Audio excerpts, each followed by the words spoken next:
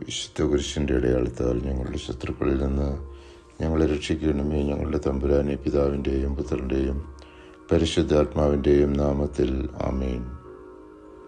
വ്യക്തിവിദ്വേഷം വെടിഞ്ഞ് നാം പ്രാർത്ഥിക്കുകയും യാചിക്കുകയും ചെയ്യുമ്പോൾ നമ്മുടെ പ്രാർത്ഥനകൾക്ക് ഉത്തരം തരുമെന്ന് ഉറപ്പ് നൽകുന്ന വേദഭാഗമാണ് വിശുദ്ധ മാർക്കോസ് 11-ാം അധ്യായം 24 മുതൽ 26 വരെയുള്ള തിരുവചനങ്ങൾ.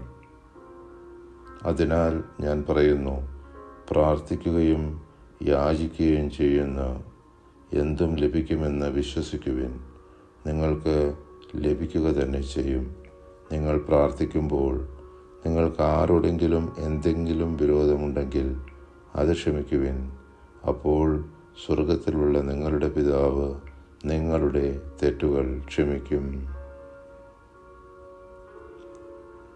ഇന്നു മുതൽ, ഈ നിമിഷം മുതൽ പാപാവസ്ഥകളിൽ നിന്നും അകന്ന് മറ്റൊരു വ്യക്തിയാക്കി ഞങ്ങളെ രൂപാന്തരപ്പെടുത്തുവാൻ നമ്മുടെ കർത്താവിൻ്റെ പാടുപീടുകളെക്കുറിച്ച് നമുക്ക് ധ്യാനിക്കാം. അനാദിപിതാവായ സർവേശ്വര, അങ്ങേ തിരുക്കുമാരൻ കുരിശിൽ തറയ്ക്കപ്പെട്ട് 3 മണി നേരം വരെ അനുഭവിച്ച അവർണ്ണനീയമായ സങ്കടങ്ങളെ തൃക്കൺ പാർത്ത് ഞങ്ങളുടെ പാപങ്ങളൊക്കെയും പുറത്ത് ഞങ്ങളുടെ ആത്മശരീരങ്ങളിൽ നിന്നും അങ്ങേ കോപത്തെ നീക്കി അരുളണമേ.